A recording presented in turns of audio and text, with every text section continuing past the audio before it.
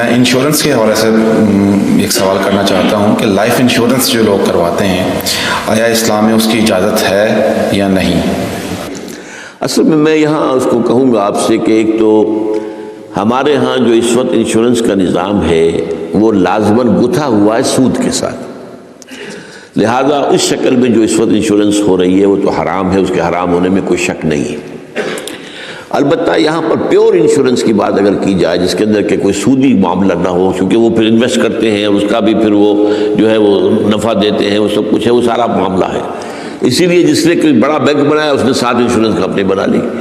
حبیب bank بن گیا، حبیب insurance company بن گئی، وغیرہ وغیرہ۔ آدم جی بینک تھا، آدم جی انشورنس بن گئی۔ البتہ یہ ہے کہ جہاں تک ایک مثلاً یہ کہ ایک انشورنس اس طرح کی ہے کہ چند تاجر جو ہے وہ بیٹھ کر طے کر لیتے ہیں کہ بھائی ہم اتنا ماہانہ ہم سب جمع کریں گے تاکہ ہم میں سے اگر کسی کو بڑا لاس ایک دم ہو جائے تو ہم اس کو کمپنسیٹ کر کے اپنے پاؤں پہ کھڑا کر دیں، تو اس کو کوئی حرام نہیں کہہ سکتا، جائز ہے۔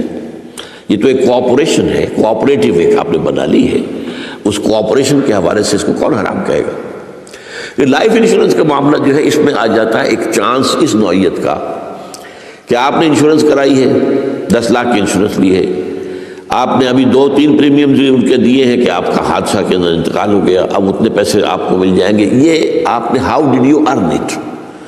تو شریعت کے جو بھی جائز ذرائع ہیں ارننگ کے ان میں کسی میں یہ فال نہیں کرتا،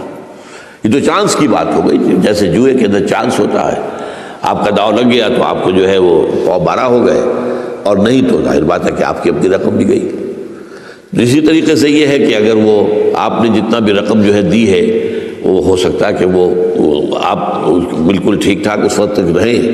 میں پورے نظام کو چونکہ جانتا نہیں ہوں اس لیے میں اس میں رائے ویسے دیا نہیں کرتا، اس میں میرے بیٹے سے آپ ذرا بات کر لیجیے کہ کسی وقت آ کر جنہوں نے PhD کے کورسز مکمل کیے ہوئے ہیں اسلامک اکنامکس میں، عاطف وحید، تو وہ ہمارے وہاں قرآن اکیڈمی میں بیٹھتے ہیں، تو کبھی دن میں آ کے بات کر لیجئے۔ لیکن یہ چند باتیں وہ تھیں جو میں نے آپ کے ساتھ جو میرے سامنے واضح تھی وہ میں نے واضح کر دی۔